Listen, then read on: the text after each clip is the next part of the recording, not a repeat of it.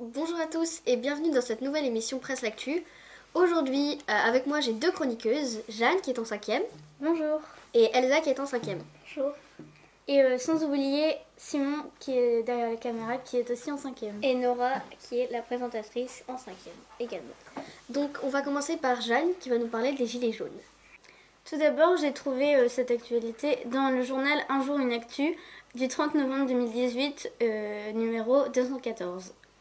Donc, les Gilets jaunes sont des manifestants qui à la base se révoltaient contre le prix du carburant trop élevé.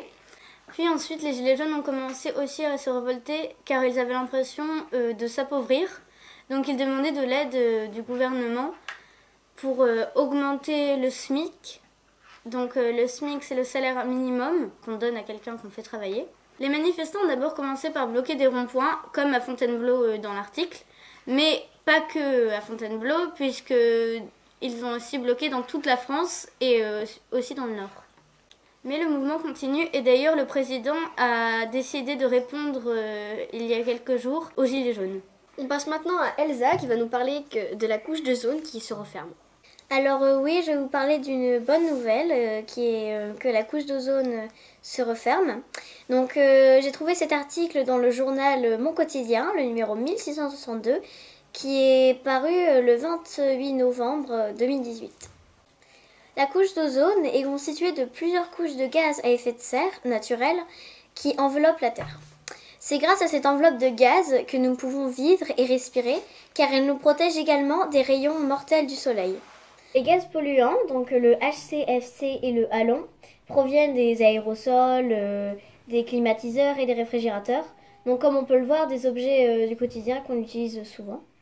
Et c'est en 2000 que le trou a atteint sa taille maximale, et depuis il ne cesse de se refermer. Alors j'ai choisi cet article, cet événement, car c'est notre planète, notre avenir, et qu'il faudrait la préserver pour les générations futures, mais aussi car il faut préserver l'environnement, donc la faune et la flore, qui constituent notre vie, car sans la faune et la flore, nous n'avons ni air ni nourriture pour survivre. Elsa, qu'est-ce qu'un gaz à effet de serre ? Alors un gaz à effet de serre est un gaz naturel, donc le CO2 par exemple, qui va se compléter à la couche d'ozone et qui va nous permettre de garder la température vivable, donc ni trop chaud ni trop froid, et de garder de l'air, de l'oxygène pour qu'on respire.